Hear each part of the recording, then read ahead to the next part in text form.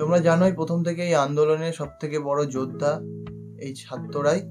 তো এরকমই কিছু দাবি করছে মঞ্জু আল মতিন, যে ভাইয়া ছিল, যে ভাইয়া উকিল এবং নিউজ রিপোর্টার, তোমরা জানোই। তো দাবি করছে যে পরবর্তী সরকার কে হবে সেটা স্টুডেন্টদের ওপরে, মানে ছাত্রদের ওপরেই ছাড়া হোক, এরকম একটা দাবি নিয়ে একটা ভিডিও। তো চলো ভিডিওটার মধ্যে কি বলছে সেটাই দেখবো।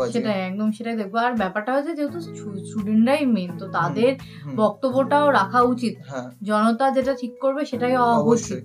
তো যাই হোক, চলো ভিডিওতে কি আছে সেটা ভিডিওর মধ্যে দেখি।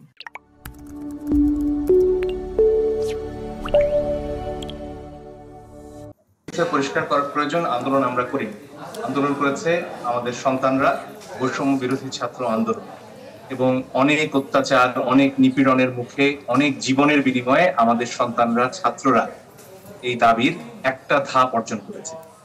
এটা মনে করার কারণ নেই, শুধুমাত্র শেখ হাসিনার পতনের মধ্য দিয়ে পূর্ণ বিজয় অর্জন হয়ে গেছে।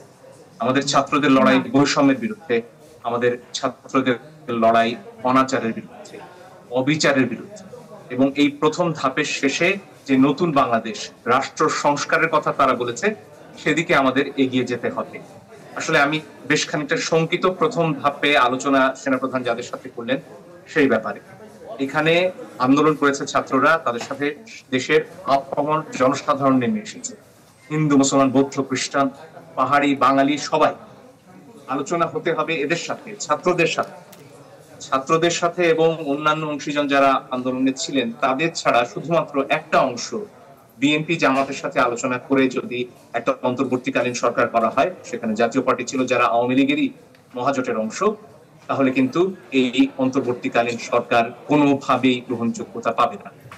আমার অল্প কয়েকজনের সাথে দেখা যায় অল্প সময় যারা এই ছাত্র আন্দোলনের সাথে জড়িত, আমার মনে হয় বৈষম্য বিরোধী ছাত্র আন্দোলনের যে সমন্বয়করা রয়েছেন তারা স্পষ্টভাবে তাদের অবস্থান জানাবেন। এটা খুবই পরিষ্কার যে এই ছাত্র আন্দোলনের নেতৃত্বের সাথে আলোচনা ছাড়া অন্তর্বর্তীকালীন সরকার হতে পারে না। এবং আমি ব্যক্তিগতভাবে বিশ্বাস করি যে অন্তর্বর্তীকালীন সরকার হবে, তাতেও যথেষ্ট সংখ্যায় এই ছাত্রদের, এই আন্দোলনকারীদের এবং আরো যারা নাগরিক সমাজের জড়িত ছিলেন এই দাবি আদায়ের প্রথম ধাপ পূরণের ক্ষেত্রে, তাদের অংশগ্রহণ অবশ্যই থাকতে হবে।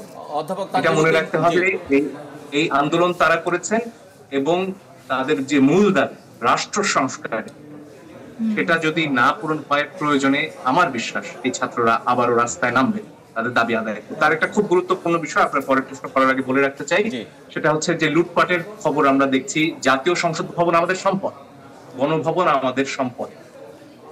আমাদের ভাইয়েরা যারা আমাদের সাথে আন্দোলনে ছিলেন, এখানে অনেক সংখ্যালঘু আমি নিজে দেখেছি, হিন্দু, বৌদ্ধ, খ্রিস্টান, তারা আমাদের পাশে ছিলেন। আজকে সংখ্যালঘুদের উপর যদি হামলা হয়, এটা এই পুরো আন্দোলনের উপর কালিমা লেপন করে। আমরা কোনোভাবেই সেটা হতে দিতে চাই না, এবং সবার প্রতি আমি আহ্বান জানাতে চাই যাতে এটা যে কোনো মূল্যে, আমরা যারা মাঠে আছি, যারা বিজয় মিছিল করছি কিংবা নিজের এলাকাতে আছি, তারা যেন যে কোনো মূল্যে আমাদের সংখ্যালঘুদের নিরাপত্তা দিই। এবং সেনাবাহিনী এখন পর্যন্ত মাঠে আছেন, তাদেরকেও আমি এই একই আহ্বান জানাবো। হ্যাঁ, কারণ এরকমও কিছু নিউজ আসছে যে সংখ্যালঘু কিছু মানুষের উপরে কিংবা হিন্দু কিছু পরিবারের ওপরে মানে ভাঙচুর হচ্ছে কিংবা আগুন জ্বালিয়ে দিচ্ছে বাড়িতে, এরকম কিছু নিউজ আসছে, যেটা মনে হচ্ছে কিছুটা বদনাম করার জন্য, কিংবা কি কারণ আছে এর পিছনে বুঝতে পারছি না। ক্লিয়ার না বিষয়টা যে কেন এটা করা হচ্ছে। মানে সবাই একসাথে একটা আন্দোলন সফল করার চেষ্টা করেছে, তাদের দাবি সবার কাছে তুলে ধরেছে, পুরো দেশবাসীর কাছে। সেখানে দেশবাসীর মানুষরা তাদের পাশে এসে দাঁড়িয়েছে, যেখানে একটা দাবি পূরণ হয়ে গেছে, মেন যেটা ছিল সেটা একটা ধাপ এগিয়েছে। তো তারপরে তো এই জিনিসটা হওয়ার কথা, হওয়া উচিত সেটাই। তো এটা এখন দেশের বাদবাকি যারা মানে মানুষ, তাদেরকে দেখতে হবে যাতে সংখ্যালঘু মানুষদের উপরে যে অত্যাচারটা হচ্ছে সেটা জানি না হয়। আর প্লাস প্রশাসন, মানে যারা এখন হচ্ছে আমাদের সেনাবাহিনী, তাদেরকেও এটা দেখতে হবে যাতে তাদের উপরে তারা যেহেতু রাস্তায় রয়েছে, তারা যেহেতু এখন এই দায়িত্বটা আপাতত নিজেদের হাতে নিয়েছে, তো সেখানে তাদেরকে তো এই দায়িত্বটা পালন করতে হবে যাতে তাদের থাকা সত্ত্বেও যাতে কোনো মানুষের অত্যাচারিত না হয়, কারোর ক্ষতি না হয়, তাদেরকে জানি তাদের বাড়িতে ঢুকে মারধর করা বা তাদেরকে ধরে নিয়ে আসা বা বাড়ি ঝুলিয়ে দেওয়া, তো এগুলো না হয়। এগুলো নিজেদেরকে দায়িত্ব নিতে হবে, অবশ্যই নিজের আশেপাশের লোকজনদেরও দায়িত্ব নিতে হবে।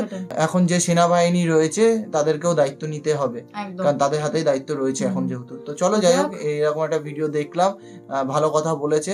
তো আগামী দিনে কি হবে সেটা তো আমরা রেগুলার এখন কন্টিনিউ আপডেট রাখবো, যতদিন না সবকিছু একভাবে যে কটা দাবি আছে সে কটা যতক্ষণ না কমপ্লিট হচ্ছে, পুরোপুরি মীমাংসা যতক্ষণ না হচ্ছে ততক্ষণ আমরা চোখ রাখবো এখানে, অল্প অল্প করে এর উপরেও ভিডিও নিয়ে আসবো আমরা।